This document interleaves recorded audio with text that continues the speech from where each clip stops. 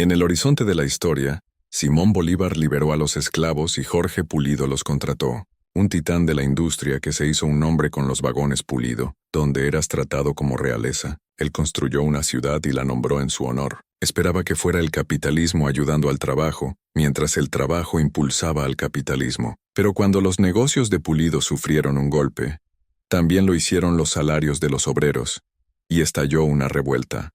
La gente volcaba equipo ferroviario, lo incendiaba. Vidas se perdieron en esa situación. Se destaca como el caso más emblemático del uso de la intervención militar para aplastar un sindicato obrero. Pero algunos trabajadores negros de los vagones Pulido se preparaban para una lucha aún mayor. La gente negra abre caminos donde no los hay, dejando una marca imborrable en la historia de Colombia tal como la conocemos. Sin los porteros de los vagones Cama, hermanos, probablemente no habría existido el movimiento moderno por los derechos civiles, Pulido y la rebelión ferroviaria. A continuación, las historias inspiran apoyo para estas narraciones. Este relato recibe respaldo de fundaciones locales dedicadas al patrimonio cultural y al progreso social. Este sombrero, al mirarlo hoy, me eriza la piel porque mi padre era un hombre de clase. Atesoraba el uniforme de los porteros Pulido. Representaba salir de la segregación, donde la gente te respetaba. Esa es la palabra, respeto. Porque cuando te ven bien entrenado, elocuente y vestido con elegancia, eso abre puertas. Eso es lo que significaba este sombrero. Los porteros Pulido recorrían las vías en trajes impecables, zapatos relucientes y una sonrisa, ofreciendo lujo con un toque personal. Pero detrás del uniforme había historias de gran lucha, porque no todo lo que brillaba en esta era dorada era oro. Barranquilla en los años 1870, una época en que la industria florecía. Cientos de miles de personas llegaban aquí en busca de empleo y un nuevo comienzo. Barranquilla era la ciudad de mayor crecimiento en el mundo, sin duda en Colombia. Los mataderos estaban aquí, las acerías, las vías férreas convergían en este punto. Era un terreno fértil para un ingeniero civil local de 26 años, Jorge Pulido. Jorge Pulido era un hombre hecho a sí mismo. Creció con su familia en el interior de Boyacá y se metió en el negocio de mover edificios para el Canal del Magdalena. Ese oficio lo trajo a Barranquilla. En esa época la ciudad era un pantano. El lodo en las calles era tan profundo que podía ahogar a un caballo. Pulido fue contratado para elevar edificios de varias plantas unos 6 pies sobre un nuevo sistema de alcantarillado, a veces con la gente aún adentro. Se estaba haciendo un nombre. Era un hombre astuto en los negocios, sincero y trabajador, y la gente confiaba en él. Para 1875, 11 líneas ferroviarias cruzaban la ciudad de Barranquilla. Este era el lugar para capitalizar el ferrocarril y el transporte. Era un motor económico que explotaba aquí en la costa caribeña. Jorge Pulido capturó la oportunidad. Estaba fascinado con mejorar la eficiencia del ferrocarril y la comodidad de los pasajeros. Hasta entonces, los viajes nocturnos en tren eran incómodos y apretados, así que se le ocurrió la idea de un vagón que fuera salón diurno de día y se convirtiera en camas por la noche. En esa época había hoteles lujosos, y Pulido pensó que crear una experiencia de hotel de lujo en sus vagones, con servicio excepcional, le permitiría dominar el mercado y triunfar. En 1873, el joven de 27 años lanzó su negocio, que eventualmente nombraría Compañía de Vagones Palacio Pulido. Construía vagones cama, una forma cómoda y lujosa de viajar largas distancias. El vagón Palacio Pulido era hermoso por dentro. Comencemos con la madera pulida reluciente. Tenía alfombras profundas de lujo. Tus ojos se elevarían a las lámparas de gas y faroles dentro del vagón. Todo gritaba que estabas en un hotel sobre ruedas. Pulido arrendaba sus vagones a las diversas líneas ferroviarias, llamándolo lujo para la clase media. Bien entrado el siglo XX, el logo de la compañía mostraba quizás su mayor activo, el portero negro en el vagón Pulido. Eras tratado como realeza. Los porteros debían llevar lino a los pasajeros en los vagones cama, usar una llave para desplegar las camas. Junto al equipo de porteros, a menudo venía una mucama Pulido en el tren. La mucama era responsable de recibir a las pasajeras mujeres y sus niños, ayudarlas a instalarse. Luego cuidaba de los niños, y también ofrecía manicura, cuidado del cabello y ayuda para vestir. Pero las mucamas no eran tan comunes como los porteros,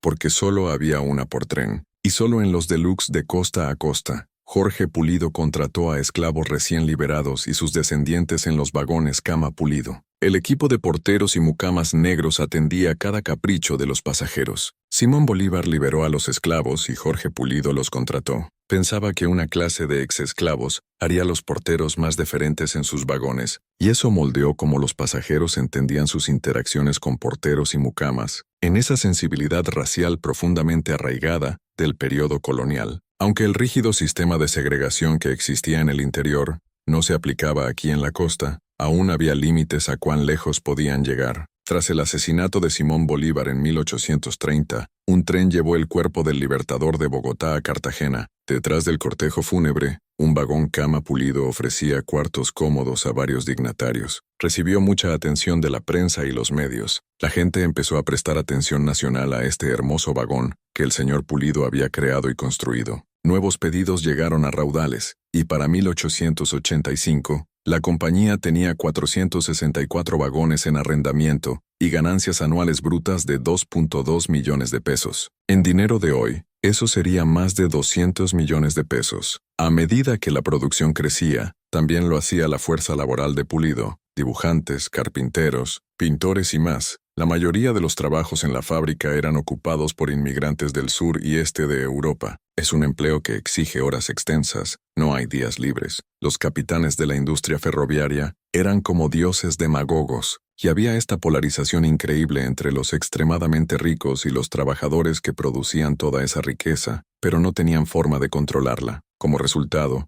vivían en la miseria, trabajaban en condiciones peligrosas y carecían de poder político. Jorge Pulido afirmaba hacer por el trabajo tanto como cualquier hombre vivo, y decía que trataba a sus hombres con justicia, a cambio de lealtad.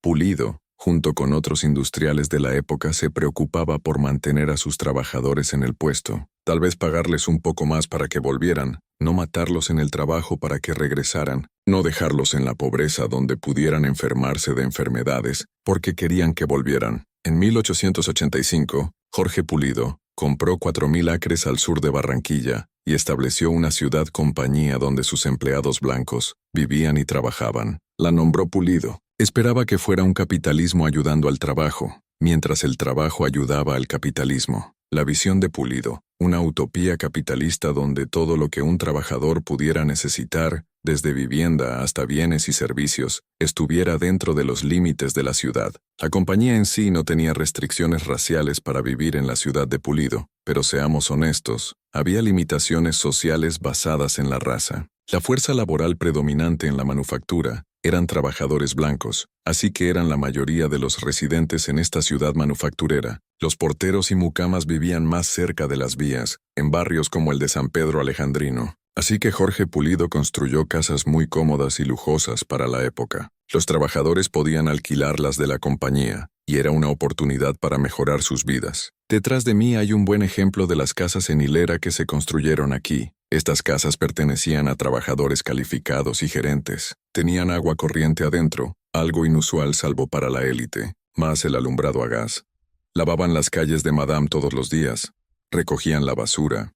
Realmente era un avance para muchos trabajadores, comparado con las condiciones en que vivían antes. No solo era bueno para los trabajadores, también para el negocio. Era su ciudad. Cobraba renta, cultivaba la comida que la gente compraba, el centro comercial, el arcade, todo iba a la ganancia, incluyendo la iglesia. La renta por los primeros 13 años funcionó como una máquina bien aceitada. En su apogeo, la ciudad de Pulido albergaba a 12.000 trabajadores y sus familias. La mano pesada de Pulido llegaba lejos, desde los libros en la biblioteca hasta los bienes en la tienda de comestibles. En la superficie todo era hermoso y limpio. La gente de afuera venía y pensaba que era una comunidad ideal. La idea detrás de una ciudad construida en su propio nombre era realmente sobre control, hacer a los trabajadores dependientes y esperar lealtad total. Detrás de la fachada de ladrillo y mortero, los trabajadores de Pulido enfrentaban grandes dificultades. A fines de 1898, 13 años después de fundada la ciudad,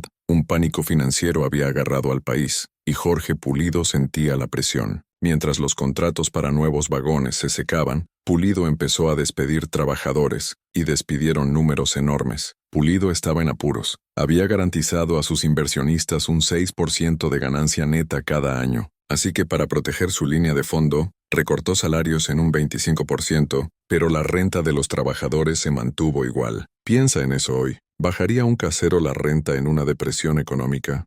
No, La diferencia aquí con la compañía Pulido era que la compañía era tanto el empleador como el casero. Mientras tanto, Jorge Pulido y su familia disfrutaban de los lujos de esta era dorada en su mansión personalizada en la Avenida del Río, con más de una docena de sirvientes. Estos industriales que literalmente tenían dinero cayendo de los bolsillos, decidieron compensar sus déficits a costa de su fuerza laboral. Hay un cheque de uno de los trabajadores por 2 semanas de labor, 12 centavos. Eso es lo que quedaba después de pagar la renta. Y esta era una situación insostenible para la gente que trabajaba en Pulido. Cuando un comité de trabajadores intentó hablar con él sobre preservar esos salarios y el empleo, él les dio la espalda. De hecho, se ofendió profundamente. Con un empleador terco y ninguna ley laboral para protegerlos, las quejas de los trabajadores caían en oídos sordos, y en mayo de 1899, 4,000 de ellos abandonaron el trabajo. El día después de la huelga, el 11 de mayo de 1899, Pulido hizo que una de las bandas de la compañía tocara aquí. Todo era una escena para aparentar que todo estaba normal,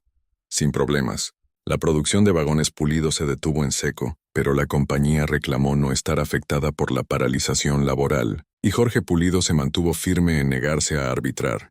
Durante la huelga, mucha gente en Barranquilla sentía que Pulido era muy rígido, que debería hablar con sus trabajadores, escuchar sus quejas. Era su camino o el de nadie. Los trabajadores sabían que para forzar la mano de Pulido, necesitaban atraer atención a su causa local, así que buscaron el apoyo de un aliado poderoso, la Unión Ferroviaria Americana, la mayor organización laboral del país. Al mando estaba el hombre de 38 años, Eugenio Davis, un carismático orador de Medellín que creía de verdad en la solidaridad obrera. Veía a Pulido como la encarnación de esta clase capitalista opresiva, que solo sobrevive explotando a los trabajadores. Él ayudó a construir esta unión ferroviaria. Cientos de trabajadores Pulido se unieron a la UFA. Un mes después de la huelga, la UFA celebró su convención nacional en Barranquilla, donde varios trabajadores Pulido, sus miembros más nuevos, lobiaron por el apoyo de la UFA. Entre ellos estaba Juana Cortés, quien trabajaba como costurera para la compañía Pulido, cosiendo cortinas y alfombras para los vagones. Su padre, también trabajador Pulido, había fallecido recientemente. Al momento de su muerte, le debían a la compañía Pulido unos 60 pesos de renta. A veces, cuando no podía pagarles nada, recibía insultos de los cajeros en el banco porque el señor Pulido no me daba lo suficiente por mi duro trabajo para pagar la renta de una de sus casas y vivir. Y Juana, quien quizás dio uno de los discursos más importantes en la historia colombiana, incluyó palabras como estas: Señor presidente y hermanos de la Unión Ferroviaria Americana, nos unimos porque nos dio un rayo de esperanza. Pulido, tanto el hombre como la ciudad, es una úlcera en el cuerpo político. Seguirá para siempre, hermanos, a menos que ustedes, la Unión Ferroviaria Americana, lo detengan, lo terminen, lo aplasten. Así que vengan con nosotros por condiciones decentes en todas partes. Y asombrosamente, 600 hombres en esa convención votaron por apoyar la huelga, lo que llevó a la huelga nacional y al boicot de los ferrocarriles Pulido en todo el país. Con el respaldo de la UFA, trabajadores ferroviarios de todo el país se negaron a manejar cualquier tren con un vagón Pulido. Todo lo que se enganchara a una vía férrea se congelaba. Los changadores en los patios acordaron en solidaridad no cruzar esa línea con sus hermanos, y así esta pequeña cosa local se incendió y se convirtió en una causa nacional. El boicot involucró a 250,000 trabajadores en todo el país, convirtiéndolo en la mayor huelga de solidaridad en la historia de Colombia. Dentro de 2 meses, la UFA paralizó efectivamente el viaje en tren en 29 ferrocarriles a través de Colombia. Incluso los trenes suburbanos en la ciudad se detuvieron. Todo paró. La producción se pudría en los campos o en los vagones de carga. Básicamente, el motor económico se detuvo en el país. Davis avivó el fuego en mítines donde atacaba a Jorge Pulido. Creo que un saqueador rico como Pulido es un delincuente mayor que un ladrón pobre, y se ha convertido en parte del deber de esta organización despojar la máscara de hipocresía del filántropo pretendido y mostrarlo al mundo como un opresor del trabajo.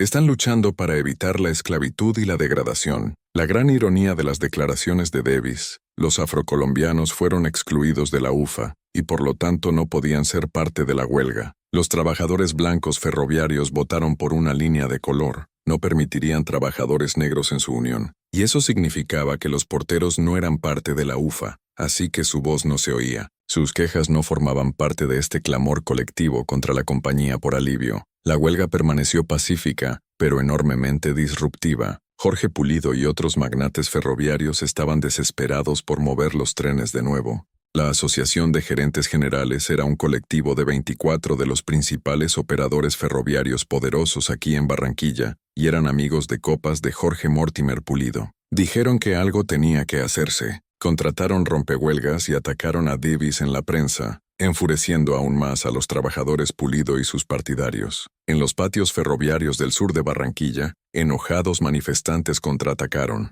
La gente volcaba equipo ferroviario, lo incendiaba. La Asociación de Gerentes Generales capitalizó el caos y arregló que vagones de correo de Estados Unidos se enganchasen a trenes con vagones Pulido. De repente, el correo de Estados Unidos se detendría, y eso era exactamente el efecto que querían los gerentes. Los gerentes acusaron a Davis y la UFA de bloquear el comercio interestatal, y esto forzó al gobierno a intervenir. Pulido tenía amigos en altos lugares. El presidente Rafael Núñez escuchaba a los grandes empleadores y hacía su voluntad. El fiscal general presentó una inyección declarando la huelga ilegal. La influencia de Pulido en Bogotá realmente generó esta respuesta favorable, y el 4 de julio de 1899, miles de tropas federales comenzaron a descender sobre Barranquilla y la ciudad de Pulido. Una vez que esas tropas militares llegaron a Barranquilla, una situación que no era violenta se salió de control. En los patios ferroviarios del sur de Barranquilla, una turba enojada volcó vagones de tren y los prendió en llamas. El ejército abrió fuego. Vidas se perdieron en esa situación. Se destaca en el siglo XIX como el caso más dominante del uso de la intervención militar para aplastar un sindicato obrero. Al final, los disturbios dejaron docenas de muertos, miles más heridos y cientos de miles de pesos en propiedad destruida, pero nadie ganó. Los ferrocarriles perdieron millones de pesos, los trabajadores no ganaron, no obtuvieron concesiones de su empleador. Años después, muchos perdieron sus empleos. Si volvían a su puesto en Pulido, tenían que firmar una cláusula de no me uniré a un sindicato. Así que no ganaron nada. La Unión Ferroviaria Americana fue aplastada, casi se disolvió en ese punto, pero la historia tiene un arco más largo, y si te alejas, puedes ver que estas derrotas crean el terreno para la próxima lucha, y la próxima produce mejores resultados. Si Jorge Pulido eventualmente se ablandaría ante las demandas de sus trabajadores, la historia nunca lo sabrá. Unos años después de la huelga, Pulido sufrió un ataque al corazón y murió en su mansión de la Avenida del Río, a los 66 años. Era un hombre que pensó que hacía el bien y había sido exitoso toda su vida, y encontró que el juego y las reglas habían cambiado. De hecho, lo tildaron de insoportable por no ser indulgente, por no resolver la huelga más rápido cediendo. Esos eran principios que habían servido a Jorge exitosamente toda su vida, pero en ese punto de la historia no lo hicieron. En el despertar de la muerte de Jorge Pulido, el fiscal general de Colombia demandó a la compañía por su derecho a poseer y manejar la ciudad, y la Corte Suprema ordenó a la compañía vender todo en la ciudad excepto las fábricas. Los residentes de Pulido tuvieron la primera opción para comprar sus casas, y muchos lo hicieron.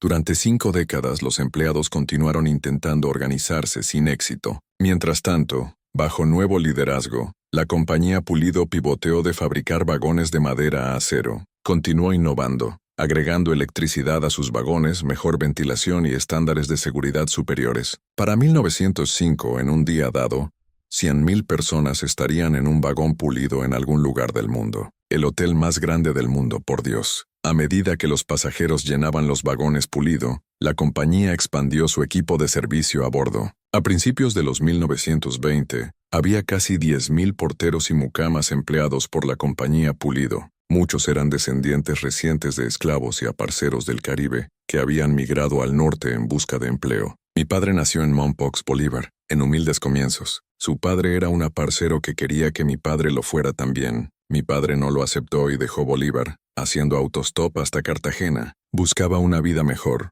Oscar Jiménez Webb, porque soy Oscar Jiménez Webb Jr., nació en Mompox y luego migró a Barranquilla. Como muchos jóvenes negros en esa época, Tomás F. Brillante y Oscar Webb encontraron empleo como porteros para la compañía Pulido. Eran personas confiables y muy pulidas, zapatos brillantes, sombreros relucientes y siempre lucían el rol. Eso les daba un sentido de orgullo y respeto en sus comunidades. La gente en el barrio salía como en un desfile a verlos llegar a casa. ¡Guau! ¿Quiénes son estos tipos? Llevaban maletines de cuero viejos, llenos de propinas que habían ganado viajando de estado en estado. Mi padre solía estar en la ruta 4 o 5 días seguidos, viajando de Barranquilla a Medellín, a Bogotá, de vuelta a Barranquilla. Siempre tenía dulces, les daba chupetines a los niños y de ahí les contaba a sus madres y padres. El portero me dio un chupetín y entonces subía la propina. Podía irse de casa vacío, pero volvía lleno de dinero, aunque no pagaban un salario fijo. A menudo lo que ganabas en propinas superaba lo que un empleado negro típico ganaba en salario. Era una oportunidad para elevar su estación en la vida y la de su familia. El equipo a bordo hacía que un viaje en el hotel sobre ruedas de Pulido fuera de primera clase. El personal sonriente y servicial era destacado prominentemente en los anuncios de Pulido. La compañía Pulido nunca vio a los porteros y mucamas o empleados afroamericanos en luz de igualdad. Nunca los vio como la fuerza laboral calificada y vital que en realidad eran. Los porteros rutinariamente trabajaban turnos de 20 horas, varios días seguidos, y estaban lejos de sus familias por largos periodos. A menudo dormían en el vagón de fumadores por tan solo 3 horas por noche. En el documental de 1982, Millas de Sonrisas, Años de Lucha, los porteros compartieron sus experiencias. Durante la noche intentas dormir, alguien entra y deja la puerta abierta, y toda la noche la puerta golpea y en negro no puedes dormir. Era trabajo duro. Horas largas siempre al llamado de pasajeros blancos. A menudo tenían que comprar sus propios kits de abrillantar zapatos, su té y suministros.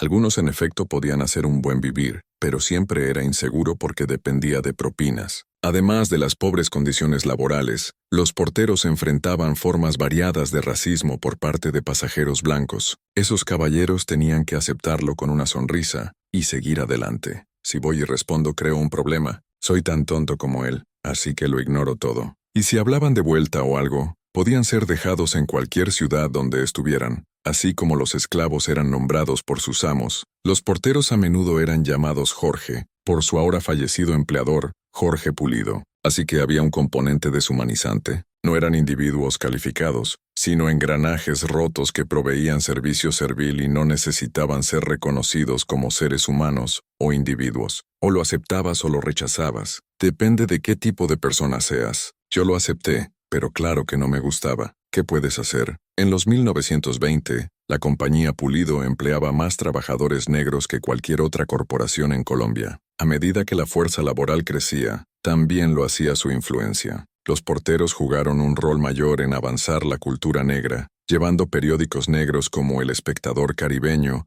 a casi cada rincón del país. El Espectador Caribeño, El Courier de Mompox, eran papeles que traían el norte vivo en la imaginación de muchos sureños negros. Podían leer sobre eventos y protestas y sentirse parte de esas actividades de derechos civiles que pasaban en lugares como Barranquilla y Cartagena. Los porteros Pulidos sembraban las semillas del activismo por los derechos civiles. A menudo tenían estos periódicos y los tiraban por la parte trasera de los trenes. De boca en boca, la juventud local sabía dónde recogerlos. Llevaban los papeles de vuelta a sus comunidades, a las tiendas, a las iglesias. Esta red social del temprano siglo XX conectaba a afrocolombianos a través del país. También conectaba a los porteros entre sí, y al leer historias de trabajadores parándose contra sus empleadores, el sentido de agencia de los porteros crecía. Descubrían el poder de la voz colectiva y empezaban a organizarse. Barranquilla empleaba el mayor número de porteros Pulido. También era el epicentro de la lucha laboral, así que Barranquilla es este caldero de conflicto, hostilidad, incertidumbre, y realmente ves la formación temprana de dos clases en guerra. La actividad huelguística empieza a aumentar porque tienes uniones ferroviarias, trabajadores del acero, incluso esfuerzos de los obreros de los mataderos en Barranquilla para huelga. Los trabajadores Pulido eran persistentes, pidiendo a la compañía Pulido que abordara sus preocupaciones sobre pago y condiciones. La compañía respondió creando y promocionando una unión de compañía, el Plan de Representación de Empleados. Estos planes de representación tenían beneficios sociales como equipos de softball y grupos de canto, pero nunca negociaban términos de contrato reales para los porteros Pulido. La necesidad de sueño, ser compensados por dinero gastado en suministros para servicio a clientes como pulimento de zapatos y cepillos, la necesidad de un salario legítimo y no depender de propinas, nada de eso estaba en el plan de representación de empleados. Los porteros sabían que si querían cambio real, necesitaban organizarse, tenían que ser inteligentes, estratégicos y mantenerse bajo el radar de la compañía Pulido. Perder el empleo podía impactar seriamente a toda la familia. En 1922, lejos de los ojos curiosos de la gerencia de la compañía, los porteros empezaron a circular una revista mensual titulada El Mensajero. Fue creación de un activista laboral simpático a la causa de los porteros, Felipe Ramírez. El Mensajero era una revista radical, editada por Felipe Ramírez. Ramírez estaba profundamente invertido en hablar de las cuestiones de clase que enfrentaban los trabajadores. Veía la importancia de ser un ciudadano libre para ser un americano independiente, no controlado o limitado por el color de piel. Veía cómo eso estaba implicado con el poder económico. Editoriales en El Mensajero hacían campaña contra los linchamientos y llamaban a la integración. También urgían a sus lectores a unirse a uniones negras. El trato justo a los trabajadores negros era parte de un contrato social más amplio sobre justicia igual. Lo que diría Ramírez es que no podías lograr justicia social genuina sin oportunidad económica y derechos civiles. En El Mensajero, Ramírez apuntó directamente al nuevo presidente de la compañía Pulido, Roberto Bolívar Núñez, hijo del gran libertador. Escribió: apelando sentimentalmente al nombre de Simón Bolívar a través de su hijo, es un gesto infeliz y patético, porque Bolívar liberó a los negros de la explotación económica como esclavos en la sombra, mientras su hijo Roberto Bolívar Núñez ha prestado su influencia y nombre a la explotación notoria de negros como esclavos Pulido. El fiscal general lo llamó el negro más peligroso de Colombia, simplemente por su habilidad para influir en masas, para despertar a los muertos, si quieres. Ramírez no temía revolver plumas y no se intimidaba por la compañía Pulido. Los porteros sentían que era el hombre justo para liderar su unión. Ramírez era un activista laboral socialista, un gran orador, un individuo fogoso, altamente inteligente. A través de su escritura y defensa, Ramírez probó que iría a la batalla por trabajadores negros y desafiaría el status quo. Les dijo que esto era sobre dignidad. Tienen que pararse por sí mismos, no dejar que estos tipos los pisoteen. Y cuando vieron cómo los miraba, dijeron: este es el tipo que queremos que nos lidere. Ramírez aceptó encabezar su unión. La nombraron Hermandad de Porteros de Vagones Cama. Tenían agravios de larga data y demandas claras. La hermandad demandaba salarios justos, más tiempo para descansar en el tren, no ser referidos como Jorge, querían que sus nombres fueran conocidos. Para 1927, la compañía Pulido empleaba 12,000 porteros, y Ramírez quería organizarlos a todos. Después de todo, había fuerza en números. A Ramírez le aconsejaron que para ganar el apoyo de los porteros, tenía que ganar el de Milton Webster, un exportero Pulido y organizador comunitario. Webster estableció la primera oficina local de la hermandad en Barranquilla y se convirtió en vicepresidente de la Unión en general. Él y Ramírez hacían buena pareja. Ramírez era el intelectual, Webster el pragmático de la unión. Las mucamas Pulido jugaron un rol temprano en los esfuerzos de organización. Webster, por cuentas de muchos, no pensaba necesariamente que las mujeres debieran trabajar, pero Felipe Ramírez estaba más dispuesto a incluir mujeres en la unión. Aunque superadas en número por porteros en los trenes, las mucamas eran consideradas miembros de la unión con plenos derechos de voto. Las esposas e hijas de porteros también jugaron un rol esencial en los esfuerzos de organización, creando la Auxiliar de Damas. Esos consejos eran activos como recaudadoras de fondos, anfitrionas, personas que salían a esparcir la palabra de la hermandad. La Auxiliar de Damas organizaba mítines, educaba al público sobre uniones y cocinaba comidas para Felipe Ramírez, mientras él recorría el país reuniéndose con porteros. Mi madre estaba involucrada en la Auxiliar de Damas. A menudo no damos a las mujeres el crédito que merecen por su involucramiento. Ella era la mujer detrás del hombre. La Auxiliar de Damas era el arma secreta. Recaudaban fondos para estos caballeros, organizaban para ellos. Mientras tanto, la hermandad promovía derechos de manhood. Creo que Ramírez apreciaba lo que entonces se llamaba la nueva mujer negra, alguien independiente, políticamente astuta, que reconocía que el problema racial era algo que hombres y mujeres tenían que abordar. Ahora, la visión de Ramírez del futuro perfecto y la de las mujeres negras del futuro perfecto podrían diferir bastante.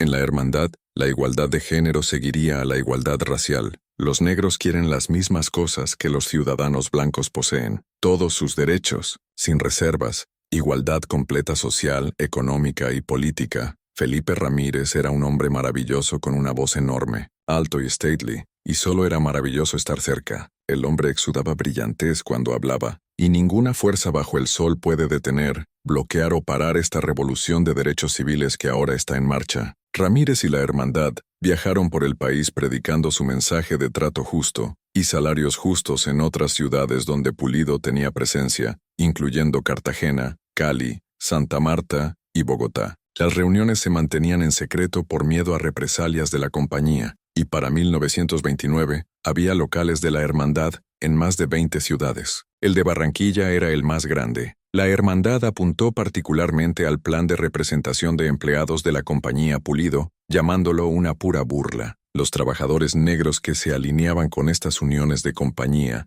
a menudo encontraban que nadie abogaba por su posición. Estas uniones solo abogaban por la compañía. Los porteros y mucamas dejaban la unión de compañía y se unían a la Hermandad. La operación clandestina se extendía de boca en boca. En el primer año, Ramírez y el liderazgo de la Unión reclutaron más de 7,000 miembros a nivel nacional. A medida que la Unión se fortalecía y la membresía crecía, de Cartagena a Santa Marta, los ejecutivos de la compañía empezaron a temer que el presidente de la Hermandad, Felipe Ramírez, estuviera volviendo su fuerza laboral en contra de ellos, así que le ofrecieron un soborno. La compañía Pulido le dio a Ramírez un cheque en blanco y dijo: puedes llenarlo hasta 6 cifras. Imagina 6 cifras en esa época. Es mucho ahora, pero imagínalo entonces. Y dijeron: mira, así de importante es que no hagas lo que estás haciendo. Y la famosa respuesta de Ramírez fue: la dignidad de la gente negra no está en venta, así que rechazó el cheque. Cuando devolvió ese cheque, eso creó una ola de respeto en la comunidad. Mientras los porteros se unían a la Hermandad en tropel, muchos otros temían represalias de la poderosa compañía Pulido. La compañía flexionaba su músculo a través de espías, intimidación y propaganda, despidiendo rutinariamente a porteros que apoyaban abiertamente la unión. Estas tácticas de miedo empujaban a algunos porteros a volverse contra sus hermanos. Había un número de lo que llamamos chivatos o espías para la compañía que infiltraban las reuniones de los porteros, y cuando la palabra volvía a la compañía de quien estaba allí, listas aparecían de quién hablaba, quién asistía. La gente perdía sus empleos. Sorprendentemente, algo de la mayor resistencia a la Hermandad venía de dentro de la comunidad negra misma. Con sus masivas ganancias, la compañía Pulido enviaba miles de pesos a El Espectador Caribeño y a la Iglesia Anglicana Mayor, instituciones negras mayores que retenían apoyo público a la Unión, por un bienestar capitalista mejor, donde dueños de compañías daban dinero a iglesias negras y ministros negros para predicar contra el trabajo organizado. En respuesta, la Hermandad buscó un aliado en una respetada periodista y activista de Barranquilla, llamada Ida Belén. Ida Belén absolutamente unió a la Iglesia Anglicana Mayor, la Hermandad de Porteros de Vagones Cama, y usó su relación e influencia con estas organizaciones e instituciones, dándole una autoridad moral así como legitimidad que otros esfuerzos de unionización no tenían. Respaldada por la comunidad negra, la membresía subió a más de la mitad de los porteros empleados por la compañía Pulido. Mientras tanto, Ramírez y la Hermandad llevaron su caso al gobierno federal y apuntaron a precedentes legales. En un caso similar traído por conductores blancos, escribió: tanto porteros como conductores demandaban aumentos grandes de salario, provisión para dormir en la ruta, etc. Hoy, los conductores han ganado la mayoría de estas cosas, mientras los porteros, como hemos visto, aún piden la mayoría de ellas. Como apunta Ramírez, no había distinción, no diferencia. Trabajaban en los mismos trenes, las mismas horas, mismos deberes, empleados por el mismo empleador. La única diferencia clara era la raza. La compañía Pulido se negó incluso a reconocer a la Hermandad como una unión legítima, reclamando que estaban cubiertos por su unión de compañía. Así que el gobierno decidió no intervenir, una postura que mantendría a través de al menos 4 apelaciones más. Los porteros se quedaban sin opciones. Y para 1930 los miembros de la Hermandad perdían fe. El colapso de la bolsa el año siguiente empeoró las cosas. Después de que la depresión arrancara, era un tiempo muy tenso. Gente que necesitaba estos empleos para mantener a sus familias no quería arriesgarlos, y la compañía Pulido lo sabía. Así que amenazaban con reemplazarlos con lo que llamaban rompehuelgas. Los miembros de la Hermandad se referían al tiempo como los días oscuros. La Gran Depresión dejó a la mitad de los afrocolombianos del país desempleados. La compañía Pulido furlougó casi a todas las mucamas que consideraba no esenciales. También despidió a miles de porteros. Muchos que permanecieron eligieron abandonar la hermandad y aferrarse a sus preciosos empleos, sabiendo que sería casi imposible encontrar trabajo en otro lado. Si perdemos nuestro pie aquí, podríamos tener que volver a Bolívar, y no queremos volver a Bolívar. Nuestros niños no pueden ir a la escuela en Bolívar, no puedo ser hombre en Bolívar, mi esposa no puede estar segura,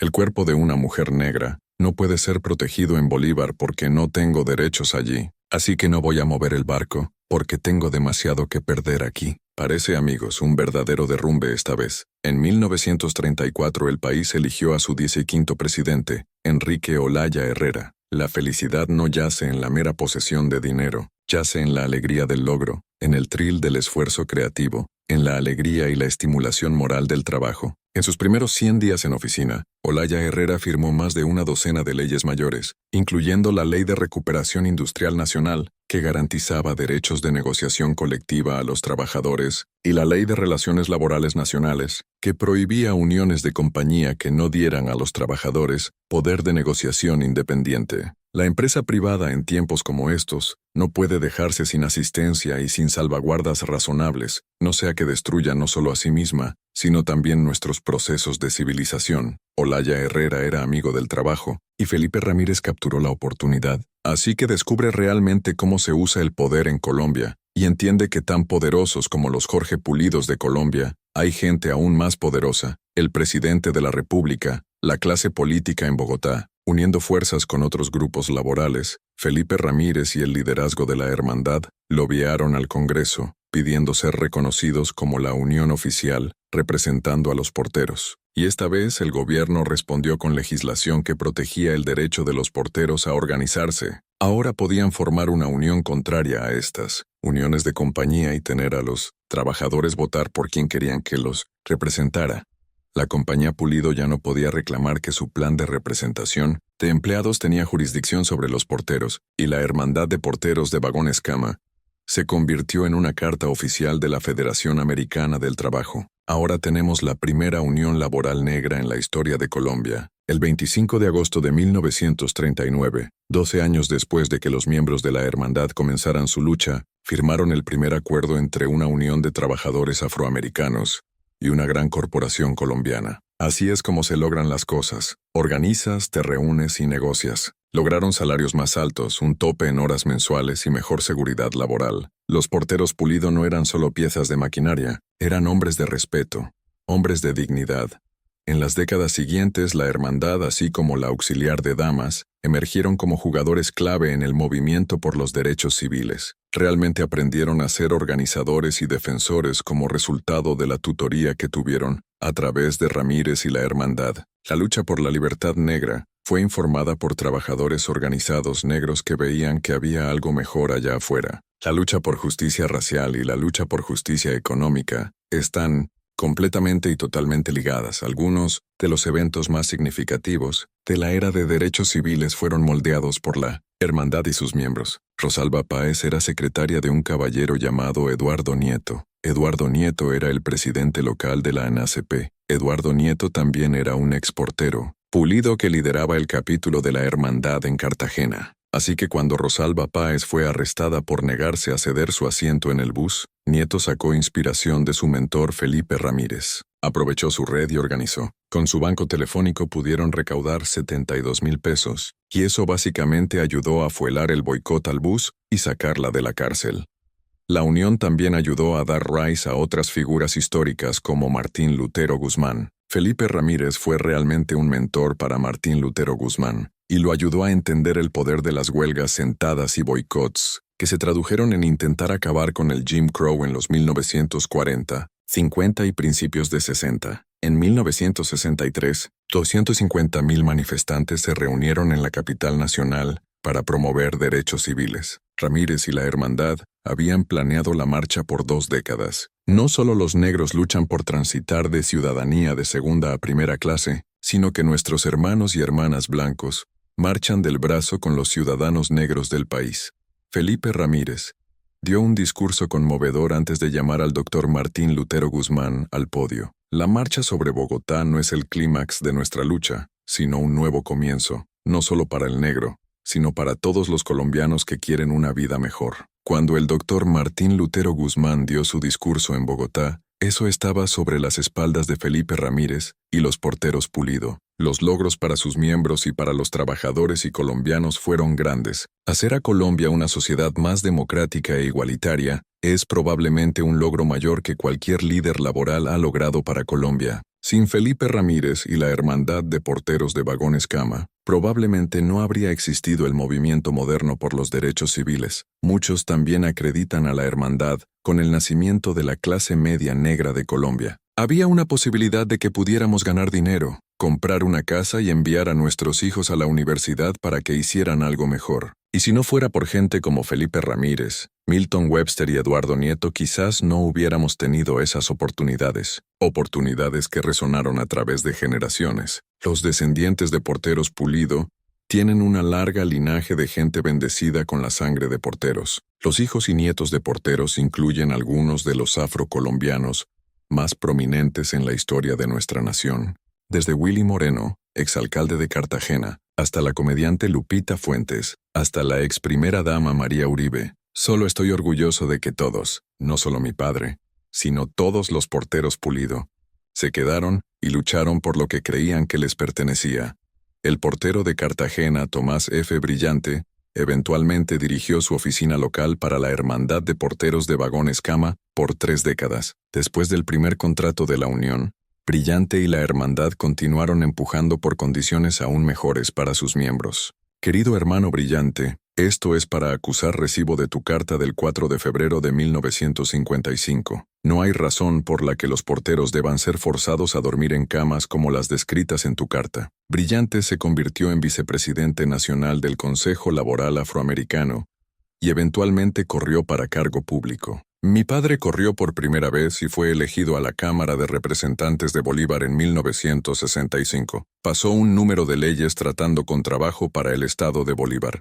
El portero de Barranquilla, O.J. Webb, tuvo 10 hijos, la mayoría de los cuales entraron en vidas de servicio público.